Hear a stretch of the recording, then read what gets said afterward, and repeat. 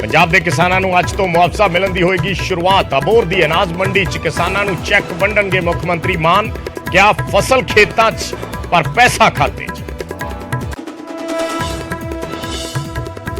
पंजाब सरकार को 3% market fees देगा केंद्र। केंद्रीय मंत्री पीयूष गोयल ने सीएम मान को चिट्ठी लिख के दी जानकारी। आरडीएफ की 2% भी देने की भरी हामी।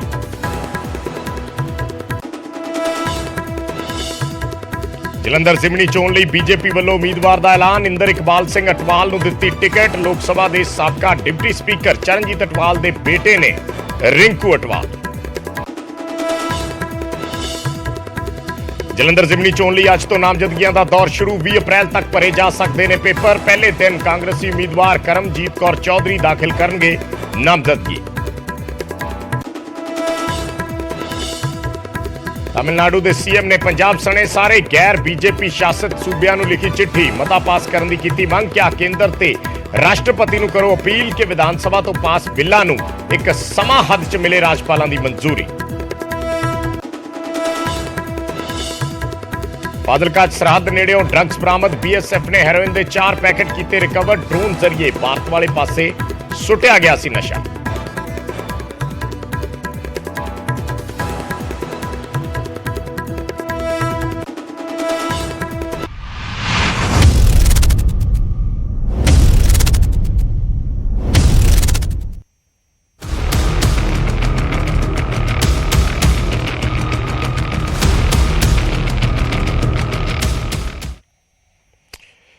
सत श्री अकाल। न्यूज़ 18 पंजाब हरियाणा देख रहे सारे दर्शकों का स्वागत है। मैं हाँ विजयपाल सिंह बराड़। शुरुआत करते हाँ बठिंडा मिलिट्री स्टेशन नाल जुड़ी एक वड्डी खबर तो। दरअसल बठिंडा मिलिट्री स्टेशन काफी सुर्खियां दे विच है। कल तो लगातार जदों तो उत्थे घटना वापरी है, सवाल यह खड़ा है हले भी कि हमलावर कौन है। हमलावर की हले तक पछाण नहीं हो पाई।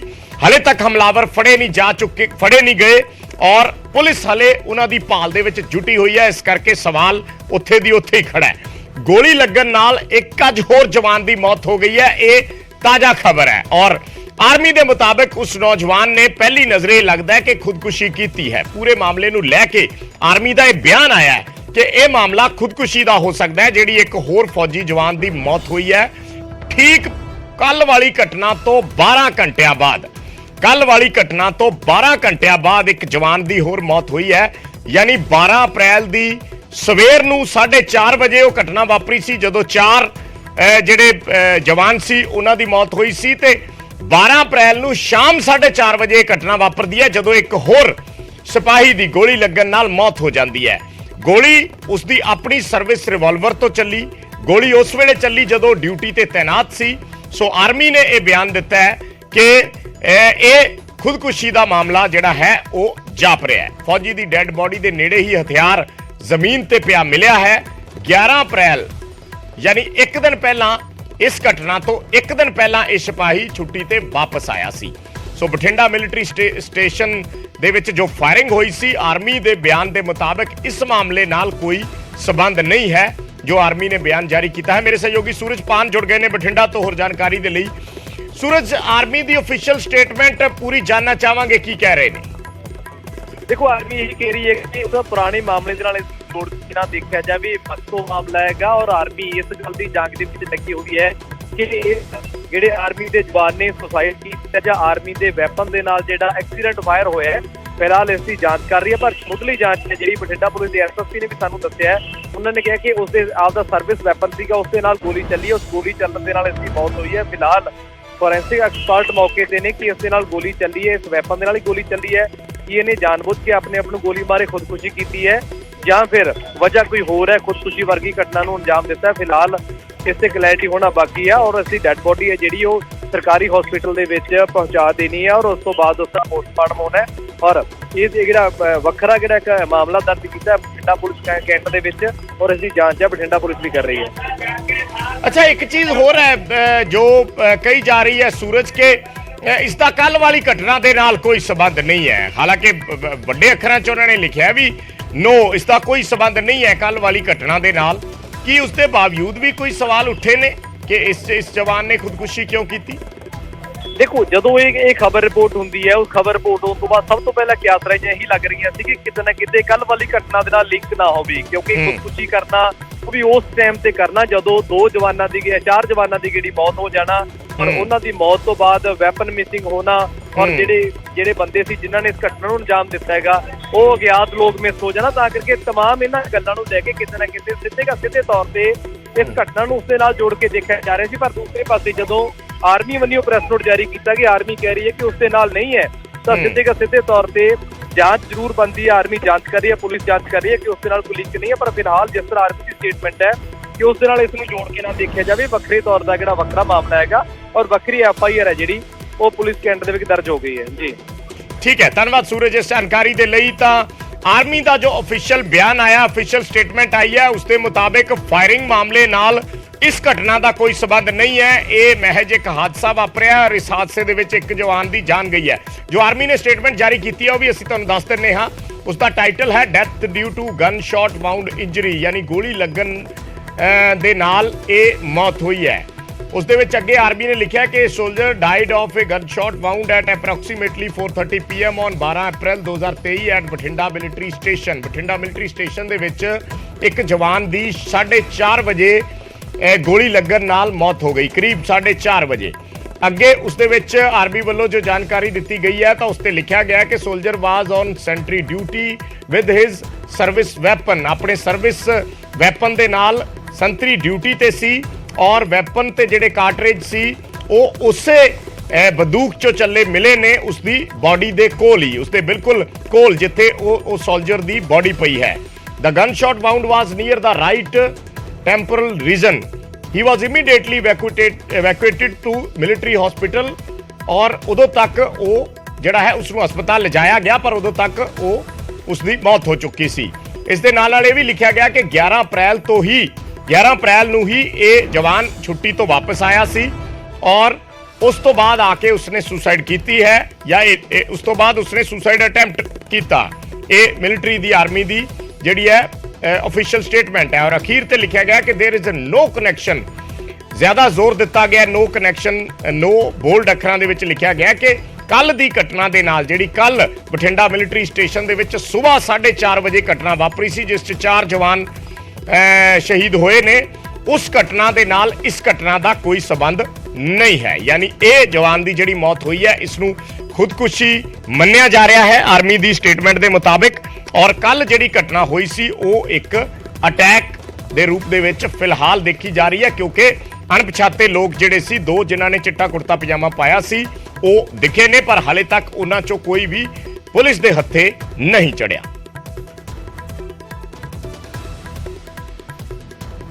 सो कल बठिंडा मिलिटरी स्टेशन ते हुई फायरिंग के मामले च जांच जारी है पर हमलावर हाले तक पुलिस की गिरफ्त तो बाहर ने। पूरे इलाके दे विच सर्च ऑपरेशन चलाया जा रहा है, इलाका पूरी तरह सील किया होया है।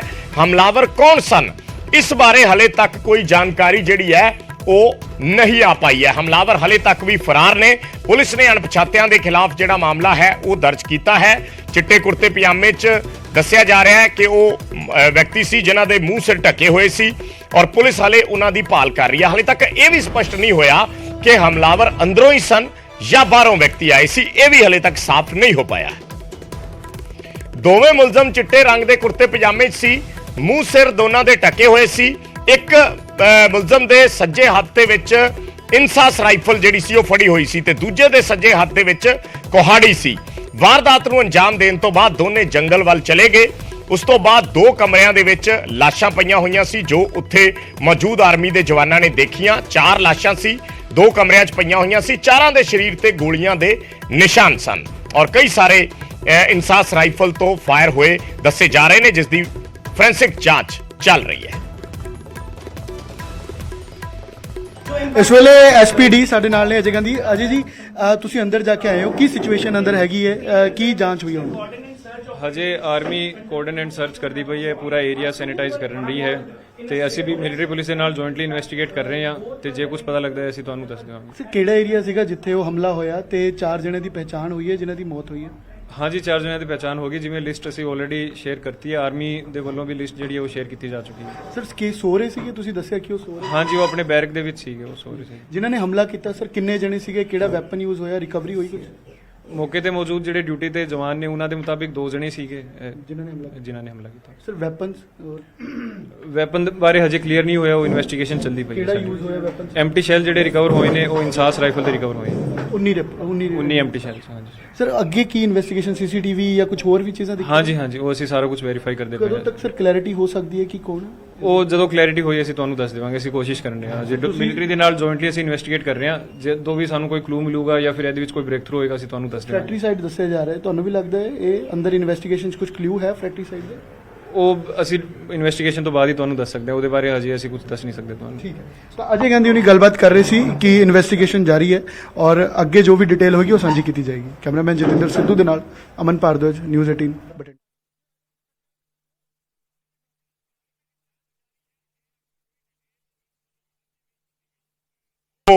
ਦੋ ਜਿਸ ਤਰੀਕੇ ਨਾਲ ਅਸੀਂ ਦੱਸਿਆ ਕਿ ਅਣਪਛਾਤੇ ਵਿਅਕਤੀ ਸੀ ਜਿਨ੍ਹਾਂ ਨੂੰ ਪੁਲਿਸ ਨੇ ਜੋ FIR ਦੇ ਵਿੱਚ ਦਰਜ ਹੈ ਕਿ ਅਣਪਛਾਤਿਆਂ ਨੇ ਇਸ ਘਟਨਾ ਨੂੰ ਅੰਜਾਮ ਦਿੱਤਾ। ਇੱਕ ਦੇ ਹੱਥ 'ਚ ਰਾਈਫਲ ਨਜ਼ਰ ਆਈ ਹੈ ਪੁਲਿਸ ਨੂੰ ਔਰ ਦੂਸਰੇ ਦੇ ਹੱਥ 'ਚ ਕੁਹਾੜੀ। ਸੂਰਜਪਾਨ ਸਾਡੇ ਸਹਿਯੋਗੀ ਜੁੜੇ ਹੋਏ ਨੇ। ਸੂਰਜ, ਹਜੇ ਤੱਕ ਕੋਈ ਕਲੂ ਮਿਲ ਨਹੀਂ ਪਾਇਆ, ਕਿਸ ਪਾਸੇ ਵਾਲੇ ਪੂਰੀ ਜਿਹੜੀ ਘਟਨਾ ਹੈ ਇਹ ਜਾਂਦੀ ਨਜ਼ਰ ਆ ਰਹੀ ਹੈ? ਦੇਖੋ, ਬੇਸ਼ੱਕ ਆਰਮੀ ਇੱਕ ਤੋਂ ਇੱਕ ਬਾਅਦ ਬਿਆਨ ਦਰਜ ਕਰਵਾ ਰਹੀ ਹੈ। ਆਰਮੀ ਬਿਆਨ ਦੇ ਰਹੀ ਹੈ ਕਿ ਇਸ ਘਟਨਾ ਨੂੰ ਜਿਹੜੀ ਸੰਜੀਦਗੀ ਦੇ ਨਾਲ ਦੇਖਿਆ ਜਾਵੇ, 2 ਜਿਹੜੇ ਲੋਕ ਸੀਗੇ ਉਹ 2 ਲੋਕ ਹੈ ਫਿਲਹਾਲ ਹਜੇ ਵੀ ਗੁੰਮ ਨੇ। ਹਾਲਾਂਕਿ ਆਰਮੀ ਨੇ ਸਰਚ ਕੀਤੀ ਹੈ, ਸਰਚ ਆਪਰੇਸ਼ਨ ਆਰਮੀ ਵੱਲੋਂ ਜਾਰੀ ਰਿਹਾ ਹੈਗਾ ਔਰ ਪੂਰੀ ਰਾਤ ਵੀ ਆਰਮੀ ਸਰਚ ਕਰਦੀ ਰਹੀ ਹੈ। ਪਰ ਕਿਤੇ ਨਾ ਕਿਤੇ ਜਾ ਕੇ ਸਵਾਲ ਇਸ ਕਰਕੇ ਖੜੇ ਹੋ ਰਹੇ ਨੇ ਕਿ ਅਕਸਰ ਆਰਮੀ ਦੇ ਇਸ ਤਰ੍ਹਾਂ ਦੇ ਇਲਾਕੇ ਦੇ ਵਿੱਚ ਕਿਵੇਂ 2 ਲੋਕ ਗੁੰਮ ਹੋ ਗਏ, ਕਿਉਂਕਿ ਕਾਫੀ CCTV ਲੱਗੇ ਨੇ। ਆਖਿਰ ਲੋਕ ਕੌਣ ਨੇ ਉਹ ਜਿਹੜੇ ਲੋਕ ਇਸ ਜਗ੍ਹਾ ਦੇ ਅੱਗੇ ਗੁੰਮ ਹੋਏ ਨੇ, ਕਿਉਂ ਇਹਨਾਂ ਨੇ ਇਸ ਘਟਨਾ ਨੂੰ ਅੰਜਾਮ ਦਿੱਤਾ? ਹਾਲਾਂਕਿ ਇੰਨੇ ਘੰਟੇ ਬੀਤ ਜਾਣ ਦੇ ਬਾਵਜੂਦ ਵੀ ਹਜੇ ਤੱਕ ਕੋਈ ਇਸ ਤਰ੍ਹਾਂ ਦਾ ਮਾਮਲਾ ਸਾਹਮਣੇ ਨਹੀਂ ਆਇਆ ਕਿ ਆਖਿਰਕਾਰ ਇਹ ਲੋਕ ਕੌਣ ਨੇ। ਫਿਲਹਾਲ ਹਜੇ ਤੱਕ ਚਾਹੇ ਉਹ ਪੁਲਿਸ ਹੋਵੇ ਚਾਹੇ ਉਹ ਆਰਮੀ ਹੋਵੇ, ਉਹਨਾਂ ਦੇ ਹੱਥ ਫਿਲਹਾਲ ਅਜੇ ਤੱਕ ਖਾਲੀ ਨੇ। ਪਰ ਦੂਸਰੇ ਪਾਸੇ ਜਾਂਚ ਹੈ, ਲਗਾਤਾਰ ਆਰਮੀ ਕਰ ਰਹੀ ਹੈ ਕਿ ਆਖਿਰਕਾਰ ਇਹਨਾਂ ਲੋਕਾਂ ਨੂੰ ਜਲਦੀ ਤੋਂ ਜਲਦੀ ਫੜਿਆ ਜਾਵੇ। ਕੱਲ ਦੀ ਸਰਚ ਦੇ ਵਿੱਚ ਸਿਰਫ ਇੱਕ ਰਾਈਫਲ ਜ਼ਰੂਰ ਬਰਾਮਦ ਹੋਈ ਹੈ ਆਰਮੀ ਨੂੰ ਔਰ ਹਜੇ ਤੱਕ ਹੋਰ ਕੋਈ ਵੀ ਜਿਹੜੀ ਸਫਲਤਾ ਹੈ ਆਰਮੀ ਨੂੰ ਫਿਲਹਾਲ ਹਜੇ ਤੱਕ ਨਹੀਂ ਮਿਲੀ ਹੈ ਜੀ। ਅੱਛਾ ਸੂਰਜ, ਕਈ ਵਾਰੀ ਕੁਝ ਚੀਜ਼ਾਂ ਜਿਹੜੀਆਂ ਹੁੰਦੀਆਂ ਨੇ ਉਹ ਵਾਕਈ ਪੁਲਿਸ ਇਨਵੈਸਟੀਗੇਸ਼ਨ ਦਾ ਪਾਰਟ ਹੁੰਦੀਆਂ ਔਰ ਪੁਲਿਸ ਇਸ ਬਾਰੇ ਕੋਈ ਬਹੁਤੀ ਜਾਣਕਾਰੀ ਦੇਣਾ ਮੁਨਾਸਿਬ ਵੀ ਨਹੀਂ ਸਮਝਦੀ ਜਾਂ ਨਹੀਂ ਦਿੱਤੀ ਜਾਂਦੀ ਜਾਣਕਾਰੀ। ਸੋ ਕੀ ਪੁਲਿਸ ਨੂੰ ਇਸ ਤੋਂ ਇਲਾਵਾ ਕੋਈ ਹੋਰ ਕਲੂ, ਕੋਈ ਉਹਨਾਂ ਦੇ ਹੱਥ, ਕੀ ਪੁਲਿਸ ਉਸ ਪਾਸੇ ਵੱਲ ਵੱਧ ਰਹੀ ਹੈ? ਕਿਉਂਕਿ ਕਈ ਵਾਰੀ ਆਫ ਦਾ ਰਿਕਾਰਡ ਵੀ ਬਹੁਤ ਸਾਰੇ ਅਫਸਰ ਇਹ ਦੱਸ ਦਿੰਦੇ ਨੇ ਕਿ ਅਸੀਂ ਬਹੁਤ ਨੇੜੇ ਪਹੁੰਚੇ ਹਾਂ, ਛੇਤੀ ਹੀ ਅਸੀਂ ਇਸ ਬਾਰੇ ਡਿਟੇਲ ਸਾਂਝੀਆਂ ਕਰਾਂਗੇ। ਕੋਈ ਐਸੀ ਜਾਣਕਾਰੀ? ਦੇਖੋ, ਜਦੋਂ ਮਾਮਲਾ ਆਰਮੀ ਦੇ ਨਾਲ ਜੁੜਿਆ ਹੁੰਦਾ ਤਾਂ ਲੋਕਲ ਪੁਲਿਸ ਹੈ ਜਿਹੜੀ ਉਹ ਵੀ ਫੂਕ ਕੇ ਕਦਮ ਚੁੱਕਦੀ ਹੈ। ਖਾਸ ਤੌਰ ਤੇ ਮੀਡੀਆ ਤੋਂ ਦੂਰੀ ਬਣਾ ਕੇ ਰੱਖੀ ਜਾਂਦੀ ਹੈ ਔਰ ਸਿਰਫ ਉਹੀ ਸਟੇਟਮੈਂਟ ਮੀਡੀਆ ਨੂੰ ਦਿੱਤੀ ਜਾਂਦੀ ਹੈ ਜੋ ਆਰਮੀ ਦੇ ਆਫੀਸਰ ਜਾਂ ਆਰਮੀ ਦੇ ਹੈੱਡ ਆਫਿਸ ਦੇ ਵਿੱਚੋਂ ਜਾਰੀ ਕੀਤੇ ਜਾਣੇ। ਹਾਲਾਂਕਿ ਕਿਸੇ ਤਰ੍ਹਾਂ ਦੀ ਕਿਆਸਰਾ ਜਾਂ ਪੁਲਿਸ ਨੂੰ ਨਹੀਂ ਦਿੱਤੀ ਜਾ ਰਹੀ, ਪਰ ਇਹ ਜ਼ਰੂਰ ਕੱਲ ਦੀ ਗੱਲ ਨਿਕਲ ਕੇ ਸਾਹਮਣੇ ਆ ਰਹੀ ਹੈ ਕਿ ਕਿਤੇ ਨਾ ਕਿਤੇ ਜਾ ਕੇ ਜਿਹੜੀ ਸੰਸਾਸ ਰਾਈਫਲ ਦੀ ਗੱਲ ਕੀਤੀ ਜਾ ਰਹੀ, ਜਿਹੜੀ ਰਾਈਫਲ ਮਿਸਿੰਗ ਸੀ, ਰਾਈਫਲ ਗੁੰਮ ਸੀ, ਉਸ ਰਾਈਫਲ ਨੂੰ ਲੈ ਕੇ ਕਿਤੇ ਨਾ ਕਿਤੇ ਵਿਵਾਦ ਨਾ ਹੋਇਆ ਹੋਵੇ, ਜਿਸ ਵਿਵਾਦ ਨੂੰ ਲੈ ਕੇ 4 ਲੋਕਾਂ ਦੀ ਜਾਨ ਗਈ ਹੋਵੇ। ਹਾਲਾਂਕਿ ਸਿਰਫ ਅੰਦਾਜ਼ਾ ਲਾਇਆ ਜਾ ਰਿਹਾ ਹੈਗਾ ਪਰ ਕੋਈ ਵੀ ਅਧਿਕਾਰਿਕ ਤੌਰ ਤੇ ਪੁਸ਼ਟੀ ਹੈ ਫਿਲਹਾਲ ਵਿਜੇ ਨਜ਼ਰ ਨਹੀਂ ਆ ਰਹੀ ਹੈ ਕਿ ਲੜਾਈ ਦੀ ਵਜ੍ਹਾ ਆਖਰ ਕੀ ਰਹੀ ਸੀ, ਜੇ ਰਾਈਫਲ ਰਹੀ ਸੀ ਜਾਂ ਕਿਸੇ ਹੋਰ ਕਿਸੇ ਗੱਲ ਨੂੰ ਲੈ ਕੇ ਜਿਹੜੀ ਵਿਵਾਦ ਹੋਇਆ ਜਿਸ ਦੇ ਵਿੱਚ 4 ਜਵਾਨਾਂ ਦੀ ਮੌਕੇ ਦੇ ਉੱਪਰ ਕਤਲ ਕਰ ਦਿੱਤਾ, ਉਹਨਾਂ ਨੂੰ ਸ਼ਹੀਦ ਕਰ ਦਿੱਤਾ। ਠੀਕ ਹੈ, ਧੰਨਵਾਦ ਸੂਰਜ ਇਸ ਜਾਣਕਾਰੀ ਦੇ ਲਈ। ਤਾਂ ਸਾਡੇ ਸਹਿਯੋਗੀ ਜਿਸ ਤਰੀਕੇ ਨਾਲ ਜਾਣਕਾਰੀ ਦੇ ਰਹੇ ਨੇ ਕਿ ਹਾਲੇ ਤੱਕ ਬੇਸ਼ੱਕ ਪੁਲਿਸ ਦੇ ਹੱਥ ਕੋਈ ਸੁਰਾਗ ਲੱਗੇ ਵੀ ਹੋਣ, ਪਰ ਕਿਉਂਕਿ ਮਾਮਲਾ ਆਰਮੀ ਦੇ ਨਾਲ ਜੁੜਿਆ ਹੋਇਆ ਹੈ, ਮਿਲਟਰੀ ਸਟੇਸ਼ਨ ਦੇ ਨਾਲ ਜੁੜਿਆ ਹੋਇਆ, ਇਸ ਕਰਕੇ ਪੁਲਿਸ ਵੀ ਬਹੁਤ ਫੂਕ ਕੇ ਕਦਮ ਰੱਖ ਰਹੀ ਹੈ। ਕਿਉਂਕਿ ਜੇ ਆਪਾਂ ਹੋਰ ਨਾਰਮਲ ਕੇਸਾਂ ਨੂੰ ਦੇਖੀਏ ਜਿਹੜੇ ਸਿਵਿਲੀਅਨਸ ਦੇ ਨਾਲ ਜੁੜੇ ਹੋਏ ਨੇ, ਉਹਨਾਂ ਮਾਮਲਿਆਂ ਦੇ ਵਿੱਚ ਬਹੁਤ ਸਾਰੀ ਇਨਫੋਰਮੇਸ਼ਨ ਸੋਰਸਿਸ ਦੇ ਜ਼ਰੀਏ ਵੀ ਆ ਜਾਂਦੀ ਹੈ, ਪਰ ਇੱਥੇ ਕਿਸੇ ਤਰੀਕੇ ਦੀ ਵੀ ਕੋਈ ਇਨਫੋਰਮੇਸ਼ਨ ਸਿਵਾਏ ਜੋ ਆਰਮੀ ਵੱਲੋਂ ਅਫੀਸ਼ੀਅਲ ਸਟੇਟਮੈਂਟ ਜਾਰੀ ਕੀਤੀ ਜਾਂਦੀ ਹੈ ਜਾਂ ਪੁਲਿਸ ਕੈਮਰੇ ਦੇ ਸਾਹਮਣੇ ਆ ਕੇ ਜੋ ਬਿਆਨ ਦਿੰਦੀ ਹੈ, ਉਸ ਤੋਂ ਇਲਾਵਾ ਕਿਸੇ ਤਰ੍ਹਾਂ ਦੀ ਕੋਈ ਇਨਫੋਰਮੇਸ਼ਨ ਜਿਹੜੀ ਹੈ ਉਹ ਸਾਂਝੀ ਨਹੀਂ ਕੀਤੀ ਜਾ ਰਹੀ।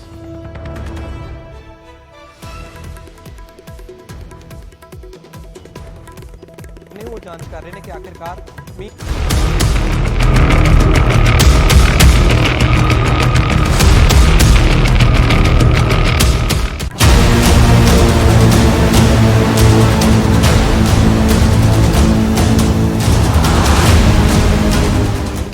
ਤੇ ਹੁਣ ਜ਼ਿਕਰ ਕਿਸਾਨੀ ਦਾ ਖਰਾਬ ਹੋਈਆਂ ਫਸਲਾਂ ਦਾ। ਕਿਸਾਨਾਂ ਦੀ ਫਸਲ ਜਿਹੜੀ ਪਿਛਲੇ ਦਿਨੀ ਬੇਮੌਸਮੀ ਬਰਸਾਤ ਕਰਕੇ ਖਰਾਬ ਹੋਈ ਹੈ, ਉਸ ਨੂੰ ਮੁਆਵਜ਼ਾ ਮਿਲਣ ਦੀ ਸ਼ੁਰੂਆਤ ਅੱਜ ਹੋਣ ਜਾ ਰਹੀ ਹੈ। ਉਹਨਾਂ ਕਿਸਾਨਾਂ ਨੂੰ ਮੁਆਵਜ਼ਾ ਦੇਣ ਦੀ ਸ਼ੁਰੂਆਤ ਖੁਦ ਮੁੱਖ ਮੰਤਰੀ ਭਗਵੰਤ ਮਾਨ ਅਬੋਹਰ ਇਲਾਕੇ ਤੋਂ ਕਰਨ ਜਾ ਰਹੇ ਨੇ। ਅੱਜ ਤੋਂ ਕਿਸਾਨਾਂ ਨੂੰ ਮੁਆਵਜ਼ਾ ਦੇਣਾ ਸ਼ੁਰੂ ਕਰ ਦਿੱਤਾ ਜਾਏਗਾ। ਖੁਦ ਸੀਐਮ ਵੱਲੋਂ ਇਹ ਸਟੇਟਮੈਂਟ ਜਾਰੀ ਕੀਤੀ ਗਈ ਹੈ। ਅਬੋਹਰ ਦੇ ਵਿੱਚ ਸੀਐਮ ਭਗਵੰਤ ਮਾਨ ਅੱਜ ਕਿਸਾਨਾਂ ਨੂੰ ਮੁਆਵਜ਼ੇ ਦੇ ਚੈੱਕ ਵੰਡਣਗੇ ਔਰ ਇੱਕ ਲਾਈਨ ਜਿਹੜੀ ਸੀਐਮ ਵੱਲੋਂ ਲਿਖੀ ਗਈ ਹੈ ਕਿ ਫਸਲ ਖੇਤਾਂ 'ਚ ਹੈ ਪਰ ਪੈਸਾ ਖਾਤੇ 'ਚ ਆਏਗਾ, ਕਿਉਂਕਿ ਸੀਐਮ ਇਹ ਕਹਿਣਾ ਚਾਹ ਰਹੇ ਨੇ ਆਪਣੀ ਸਟੇਟਮੈਂਟ ਦੇ ਵਿੱਚ ਕਿ ਹਾਲੇ ਤੱਕ ਉਹ ਕਣਕ ਵੱਢੀ ਨਹੀਂ। ਜਿਹੜੀ ਕਣਕ ਖਰਾਬ ਹੋਈ ਹੈ, ਜਿਹੜੀ ਕਣਕ ਵਿਛ ਗਈ ਸੀ, ਜਿੱਥੇ ਖੇਤਾਂ 'ਚ ਪਾਣੀ ਭਰ ਗਿਆ ਸੀ, ਉਹ ਕਣਕ ਹਲੇ ਖੇਤਾਂ 'ਚ ਹੀ ਖੜੀ ਹੈ, ਉਹ ਵੱਢੀ ਨਹੀਂ, ਉਹ ਮੰਡੀ ਨਹੀਂ ਲਿਜਾਈ ਗਈ। ਉਸ 'ਚੋਂ ਕਿੰਨਾ ਝਾੜ ਨਿਕਲਿਆ ਇਸ ਬਾਰੇ ਪਤਾ ਨਹੀਂ, ਪਰ ਪੈਸਾ ਉਸਦੇ ਨੁਕਸਾਨ ਦਾ ਕਿਸਾਨਾਂ ਦੇ ਖਾਤੇ 'ਚ ਅੱਜ ਪਹੁੰਚ ਜਾਏਗਾ। ਸੀਐਮ ਲਿਖਦੇ ਨੇ ਫਸਲ ਖੇਤਾਂ 'ਚ ਪਰ ਪੈਸਾ ਖਾਤੇ 'ਚ। ਅੱਜ ਪੰਜਾਬ ਦੇ ਖੇਤੀ ਸੈਕਟਰ ਲਈ ਬਹੁਤ ਇਤਿਹਾਸਕ ਦਿਨ ਹੈ। ਬਰਸਾਤ ਤੇ ਗੜੇਮਾਰੀ ਨਾਲ ਖਰਾਬ ਹੋਈ ਫਸਲ ਦਾ ਮੁਆਵਜ਼ਾ 20 ਦਿਨਾਂ ਦੇ ਅੰਦਰ ਅੱਜ ਤੋਂ ਮਿਲਣਾ ਸ਼ੁਰੂ। ਅੱਜ ਅਬੋਹਰ 'ਚ ਮੈਂ ਖੁਦ ਨੁਕਸਾਨ ਦੀ ਰਕਮ ਜਾਰੀ ਕਰਾਂਗਾ। ਖਰਾਬ ਫਸਲ ਹਜੇ ਖੇਤ 'ਚ ਡਿੱਗੀ ਪਈ ਹੈ, ਪਰ ਖਰਾਬੇ ਦਾ ਪੈਸਾ ਖਾਤੇ 'ਚ ਪੈਣਾ ਸ਼ੁਰੂ ਹੋ ਜਾਏਗਾ। ਸੋ ਇਹ ਬਿਆਨ ਸੀਐਮ ਭਗਵੰਤ ਮਾਨ ਵੱਲੋਂ ਦਿੱਤਾ ਗਿਆ ਇਸ ਟਵੀਟ ਦੇ ਜ਼ਰੀਏ ਔਰ ਇਸ ਟਵੀਟ ਦੇ ਵਿੱਚ ਉਹਨਾਂ ਨੇ ਇਹ ਕਿਹਾ ਕਿ ਅਸੀਂ ਇਸ ਦੇ ਵਿੱਚ ਬਿਲਕੁਲ ਦੇਰੀ ਨਹੀਂ ਲਾਈ। ਜੋ ਸਰਕਾਰ ਨੇ ਪ੍ਰੋਮਿਸ ਕੀਤਾ ਸੀ ਉਸ ਦੇ ਮੁਤਾਬਕ ਮਿੱਥੇ ਸਮੇਂ ਦੇ ਵਿੱਚ ਜਿਹੜਾ ਗਿਰਦੌਰੀ ਹੈ ਉਸ ਨੂੰ ਸਿਰੇ ਚੜਾਇਆ ਗਿਆ ਹੈ ਔਰ ਹੁਣ ਮੁਆਵਜ਼ੇ ਦੀ ਜਿਹੜੀ ਰਾਸ਼ੀ ਹੈ ਉਹ ਦਿੱਤੀ ਜਾ ਰਹੀ ਹੈ। ਅਰਵਿੰਦ ਕੇਜਰੀਵਾਲ ਨੇ ਵੀ ਟਵੀਟ ਕੀਤਾ ਹੈ। ਆਪ ਸੁਪਰੀਮੋ ਅਰਵਿੰਦ ਕੇਜਰੀਵਾਲ ਲਿਖਦੇ ਨੇ ਕਿ ਅੱਜ ਤੱਕ ਪੰਜਾਬ 'ਚ ਪਹਿਲਾਂ ਕਿਸੇ ਸਰਕਾਰ ਨੇ ਫਸਲਾਂ ਬਰਬਾਦ ਹੋਣ ਤੇ ਇੰਨਾ ਮੁਆਵਜ਼ਾ ਇੰਨੀ ਜਲਦੀ ਕਿਸਾਨਾਂ ਨੂੰ ਨਹੀਂ ਦਿੱਤਾ ਸੀ। ਹੁਣ ਉਹਨਾਂ ਕਿਹਾ ਹੈ ਕਿ ਇਮਾਨਦਾਰ ਸਰਕਾਰ ਹੈ ਔਰ ਜਨਤਾ ਦੀ ਆਪਣੀ ਸਰਕਾਰ ਹੈ। ਜਨਤਾ ਦੇ ਦੁੱਖ ਸੁੱਖ 'ਚ ਅਸੀਂ ਉਹਨਾਂ ਦੇ ਨਾਲ ਹਾਂ। ਇਹ ਟਵੀਟ ਅਰਵਿੰਦ ਕੇਜਰੀਵਾਲ ਵੱਲੋਂ ਕੀਤਾ ਗਿਆ ਹੈ। ਸੀਐਮ ਭਗਵੰਤ ਮਾਨ ਦਾ ਟਵੀਟ ਪਹਿਲਾਂ ਆਉਂਦਾ ਹੈ, ਉਸ ਤੋਂ ਬਾਅਦ ਅਰਵਿੰਦ ਕੇਜਰੀਵਾਲ ਟਵੀਟ ਕਰਦੇ ਨੇ ਇਸੇ ਫਸਲਾਂ ਨੂੰ ਮੁਆਵਜ਼ਾ ਦੇਣ ਨੂੰ ਲੈ ਕੇ, ਖਾਸ ਕਰਕੇ ਕਿਸਾਨੀ ਦੇ ਸੰਦਰਭ ਦੇ ਵਿੱਚ, ਕਿਉਂਕਿ ਕੋਈ ਵੀ ਸਰਕਾਰ ਹੋਵੇ ਸਭ ਤੋਂ ਪਹਿਲਾਂ ਉਹਨਾਂ ਦਾ ਫੋਕਸ ਇਹ ਜ਼ਰੂਰ ਹੁੰਦਾ ਹੈ ਕਿ ਕਿਸੇ ਤਰੀਕੇ ਨਾਲ ਵੀ ਕਿਸਾਨਾਂ ਦੀ ਨਾਰਾਜ਼ਗੀ ਮੁੱਲ ਨਾ ਲਈ ਜਾਵੇ। ਕਿਸੇ ਤਰੀਕੇ ਨਾਲ ਕਿਸਾਨ ਜਿਹੜੇ ਆ ਉਹ ਸੰਤੁਸ਼ਟ ਰਹਿਣ। ਪਿਛਲੇ ਸਮੇਂ ਦੇ ਵਿੱਚ ਵੱਡਾ ਕਿਸਾਨ ਅੰਦੋਲਨ ਹੋਇਆ ਔਰ ਉਸ ਤੋਂ ਬਾਅਦ ਇਸ ਨੂੰ ਲੈ ਕੇ ਅਪਰੋਚ ਜਿਹੜੀ ਹੈ ਸਰਕਾਰਾਂ ਦੀ, ਖਾਸ ਕਰਕੇ ਕਿਸਾਨੀ ਮੁੱਦਿਆਂ ਤੇ, ਉਹ ਬਦਲਦੀ ਵੀ ਨਜ਼ਰ ਆਈ ਹੈ। ਸੋ ਆਮ ਆਦਮੀ ਪਾਰਟੀ ਦੀ ਸਰਕਾਰ ਵੱਲੋਂ ਜੋ ਪਿਛਲੇ ਦਿਨੀ ਫਸਲਾਂ ਖਰਾਬ ਹੋਈਆਂ, ਜੋ ਪਿਛਲੇ ਦਿਨੀ ਜਿਹੜਾ ਹੈ ਨੁਕਸਾਨ ਹੋਇਆ ਉਹਨਾਂ ਦੀਆਂ ਫਸਲਾਂ ਦਾ ਬੇਮੌਸਮੀ ਬਾਰਿਸ਼ ਕਰਕੇ, ਉਸ ਕਰਕੇ ਮੁਆਵਜ਼ਾ ਜਿਹੜਾ ਹੈ ਉਹਨਾਂ ਨੇ ਕਿਹਾ ਸੀ ਕਿ ਛੇਤੀ ਤੋਂ ਛੇਤੀ ਦੇਵਾਂਗੇ। ਗਿਰਦੌਰੀਆਂ ਜਿਹੜੀਆਂ ਨੇ ਛੇਤੀ ਤੋਂ ਛੇਤੀ ਮੁਕੰਮਲ ਕਰਾਂਗੇ ਔਰ ਉਸੇ ਤਰਜ਼ ਤੇ ਅੱਜ ਅਬੋਹਰ ਦੇ ਵਿੱਚ ਸੀਐਮ ਭਗਵੰਤ ਮਾਨ ਕਿਸਾਨਾਂ ਨੂੰ ਮੁਫਤ ਚੈੱਕ, ਜਿਹੜੇ ਮੁਆਵਜ਼ੇ ਦੇ ਚੈੱਕ ਹੈ, ਉਹ ਵੰਡਣਗੇ। ਪੰਕਜ ਕਪਾਈ ਮੇਰੇ ਸਹਿਯੋਗੀ ਜੁੜ ਗਏ ਨੇ ਹੋਰ ਗੱਲਬਾਤ ਦੇ ਲਈ। ਪੰਕਜ ਦੇ ਨਾਲ ਗੱਲਬਾਤ ਕਰਦੇ ਹਾਂ। ਪੰਕਜ, ਲਗਾਤਾਰ ਇਸ ਦੀ ਚਰਚਾ ਤੇ ਰਹੀ ਹੈ ਪਿਛਲੇ ਦਿਨਾਂ ਦੇ ਵਿੱਚ। ਸੀਐਮ ਭਗਵੰਤ ਮਾਨ ਅੱਜ ਟਵੀਟ ਕਰਕੇ ਹਟੇ ਨੇ ਥੋੜੀ ਦੇਰ ਪਹਿਲਾਂ ਕਿ ਫਸਲਾਂ ਹਲੇ ਜਿਹੜੀ ਖਰਾਬ ਹੋਈ ਸੀ ਉਹ ਖੇਤਾਂ 'ਚ ਡਿੱਗੀ ਪਈ ਹੈ। ਉਸ 'ਚੋਂ ਕਿੰਨਾ ਝਾੜ ਨਿਕਲਦਾ ਹੈ, ਕਿੰਨਾ ਨਹੀਂ ਨਿਕਲਦਾ, ਇਹ ਬਾਅਦ ਦੀ ਗੱਲ ਹੈ, ਪਰ ਜੋ ਗਿਰਦੌਰੀ ਹੋਈ ਹੈ ਜਿਸ ਦੇ ਮੁਤਾਬਕ ਜੋ ਫਸਲ ਦਾ ਨੁਕਸਾਨ ਹੈ ਉਸ ਦੇ ਮੁਆਵਜ਼ੇ ਦੇ ਚੈੱਕ ਅੱਜ ਤੋਂ ਦੇਣੇ ਸ਼ੁਰੂ ਕਰ ਦਿੱਤੇ ਜਾਣਗੇ। ਕੀ ਰੂਪਰੇਖਾ ਸਰਕਾਰ ਵੱਲੋਂ ਲਿਖੀ ਗਈ ਹੈ, ਕਿਉਂਕਿ ਅਬੋਹਰ ਤੋਂ ਸੀਐਮ ਨੇ ਸ਼ੁਰੂਆਤ ਕਰਨੀ ਹੈ। ਜ਼ਾਹਿਰ ਜੀ ਗੱਲ ਹੈ ਅਬੋਹਰ ਦੇ ਵਿੱਚ ਤੇ ਸਾਰੇ ਚੈੱਕ ਵੰਡੇ ਨਹੀਂ ਜਾਣੇ, ਸਿਰਫ ਸੀਐਮ ਉਸ ਦੀ ਅਫੀਸ਼ੀਅਲ ਸ਼ੁਰੂਆਤ ਕਰ ਦੇਣਗੇ। ਬਾਕੀ ਥਾਵਾਂ ਤੇ ਵੀ ਇਸ ਨੂੰ ਲੈ ਕੇ ਕੀ ਤਿਆਰੀਆਂ ਨੇ?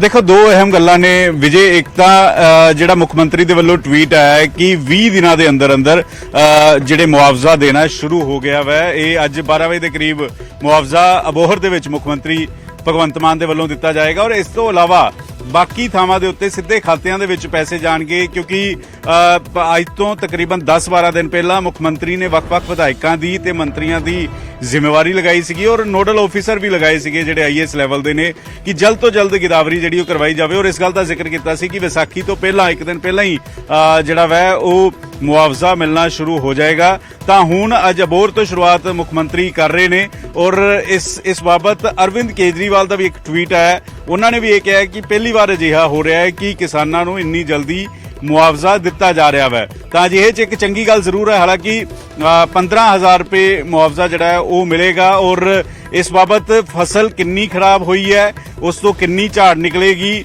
ਇਸ ਬਾਬਤ ਵੀ ਜਿਹੜੇ ਨੋਡਲ ਆਫੀਸਰ ਲਗਾਏ ਨੇ ਉਹਨਾਂ ਨੇ ਬਕਾਇਦਾ ਤੌਰ ਤੇ ਰੂਪਰੇਖਾ ਤਿਆਰ ਕੀਤੀ ਹੈ ਔਰ ਉਹ ਦੇਖ ਰਹੇ ਨੇ ਕਿ ਇੱਕ ਏਕੜ ਦੇ ਵਿੱਚ ਕਿੰਨੀ ਫਸਲ ਨਿਕਲੀ, ਕਿੰਨੀ ਫਸਲ ਖਰਾਬ ਹੋ ਗਈ, ਕਿਹੜੀ ਜਗ੍ਹਾ ਤੇ ਕਿੰਨੀ ਖਰਾਬ ਹੋ ਗਈ, ਇਹ 23 ਦੇ 23 ਜ਼ਿਲ੍ਹਿਆਂ ਦੇ ਵਿੱਚ ਨੋਡਲ ਆਫੀਸਰ ਜਿਹੜੇ ਲਗਾਏ ਨੇ। ਔਰ ਉਸ ਤੋਂ ਇਸੇ ਵਜ੍ਹਾ ਕਰਕੇ ਇਹ ਜਿਹੜਾ ਵਾ ਇੰਨੀ ਜਲਦੀ ਸਰਕਾਰ ਵੱਲੋਂ ਦਾਅਵਾ ਕੀਤਾ ਜਾ ਰਿਹਾ ਹੈ ਕਿ ਅਸੀਂ ਮੁਆਵਜ਼ਾ ਦੇਣ ਜਾ ਰਹੇ ਹਾਂ। 12 ਵਜੇ ਦੇ ਕਰੀਬ ਮੁਆਵਜ਼ਾ ਮੁੱਖ ਮੰਤਰੀ ਭਗਵੰਤ ਮਾਨ ਜਿਹੜਾ ਕਿਸਾਨਾਂ ਨੂੰ ਅਬੋਹਰ ਦੇ ਵਿੱਚ ਚੈੱਕ ਜਿਹੜੇ ਉਹ ਵੰਡਦੇ ਹੋਏ ਨਜ਼ਰ ਆਣਗੇ। ਵਿਜੇ, ਅੱਛਾ ਪੰਕਜ, ਤੁਸੀਂ ਬਣੇ ਰਹਿਣਾ। ਇੱਕ ਹੋਰ ਵੱਡੀ ਖਬਰ ਤੇ ਅਸੀਂ ਜਾ ਰਹੇ ਹਾਂ, ਦੁਬਾਰਾ ਤੁਹਾਡੇ ਕੋਲੇ ਆ ਰਹੇ ਹਾਂ। ਕੁਝ ਸੈਕਿੰਡ ਦੇ ਲਈ ਬਣੇ ਰਹਿਣਾ। ਇੱਕ ਹੋਰ ਵੱਡੀ ਖਬਰ ਜਿਹੜੀ ਹੈ ਉਹ ਅਸੀਂ ਦਰਸ਼ਕਾਂ ਦੇ ਨਾਲ ਸਾਂਝੀ ਕਰਦੇ ਹਾਂ। ਮੁਆਵਜ਼ੇ ਤੋਂ ਇਲਾਵਾ ਇੱਕ ਖਬਰ ਕੇਂਦਰ ਸਰਕਾਰ ਵੱਲੋਂ ਆਈ ਹੈ ਜੋ ਪੰਜਾਬ ਸਰਕਾਰ ਦੇ ਕੰਟੈਕਸਟ ਦੇ ਵਿੱਚ ਹੈ। 3% ਦੀ ਮਾਰਕੀਟ ਫੀਸ ਕੇਂਦਰ ਦੇਵੇਗਾ ਔਰ ਕੇਂਦਰੀ ਮੰਤਰੀ ਪਿਊਸ਼ ਗੋਇਲ ਵੱਲੋਂ ਇਹ ਜਾਣਕਾਰੀ ਦਿੱਤੀ ਗਈ ਹੈ।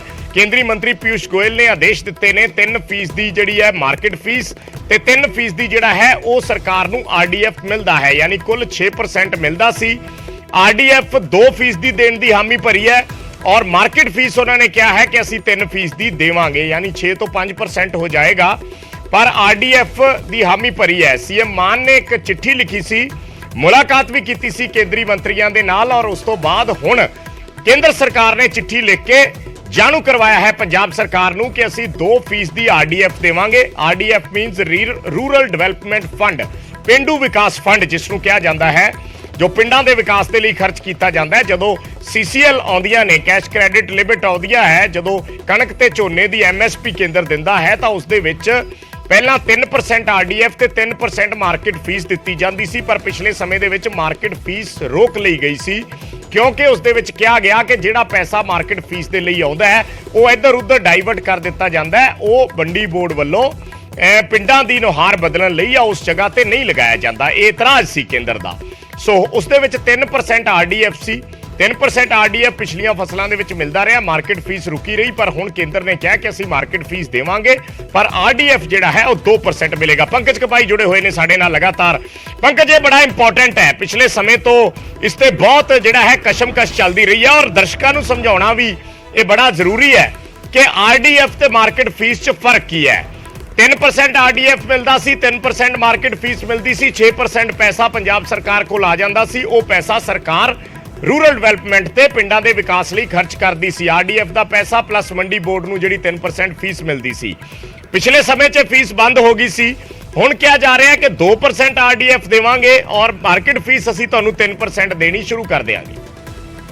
ਦੇਖੋ ਵਿਜੇ, ਤੁਹਾਨੂੰ ਯਾਦ ਹੋਏਗਾ ਕਿ ਤਕਰੀਬਨ 3200 ਕਰੋੜ ਰੁਪਏ ਦੀ ਅਮਾਉਂਟ ਜਿਹੜੀ ਹੈ ਉਹ ਰੂਰਲ ਡਿਵੈਲਪਮੈਂਟ ਫੰਡ ਦੀ ਰੁਕੀ ਹੋਈ ਸੀ ਜੋ ਕੇਂਦਰ ਸਰਕਾਰ ਨੇ ਪੰਜਾਬ ਸਰਕਾਰ ਨੂੰ ਅਦਾ ਕਰਨੀ ਸੀਗੀ। ਔਰ ਇਸ ਬਾਬਤ ਕੇਂਦਰ ਸਰਕਾਰ ਦਾ ਇਸ ਗੱਲ ਤੇ ਇਤਰਾਜ਼ ਸੀਗਾ ਕਿ ਰੂਰਲ ਡਿਵੈਲਪਮੈਂਟ ਫੰਡ ਜਿਹੜਾ ਖਰਚ ਮੰਡੀਆਂ ਦੇ ਉੱਤੇ ਕੀਤਾ ਜਾਣਾ ਚਾਹੀਦਾ ਸੀਗਾ, ਲੇਕਿਨ ਤੁਸੀਂ ਉਹ ਵੱਖ-ਵੱਖ ਥਾਵਾਂ ਤੇ ਉਸ ਨੂੰ ਟ੍ਰਾਂਸਫਰ ਕਰ ਦਿੰਦੇ ਹੋ, ਲਿੰਕ ਰੋਡ ਬਣਾ ਦਿੰਦੇ ਹੋ ਔਰ ਇਹ ਐਕਟ ਨਹੀਂ ਕਹਿੰਦਾ। ਤਾਂ ਇਸ ਬਾਬਤ ਬਕਾਇਦਾ ਤੌਰ ਤੇ ਪੰਜਾਬ ਸਰਕਾਰ ਵੱਲੋਂ ਪਹਿਲਾਂ ਕੈਬਨਿਟ 'ਚ ਮਨਜ਼ੂਰੀ ਦਿੱਤੀ ਗਈ, ਐਕਟ ਦੇ ਵਿੱਚ ਸੋਧ ਕੀਤਾ ਗਿਆ, ਵਿਧਾਨ ਸਭਾ 'ਚ ਮਨਜ਼ੂਰੀ ਦਿੱਤੀ ਗਈ ਔਰ ਦੁਬਾਰਾ ਮੁੱਖ ਮੰਤਰੀ ਜਿਹੜੇ ਨੇ ਉਹ ਪਿਊਸ਼ ਗੋਇਲ ਨੂੰ ਮਿਲੇ।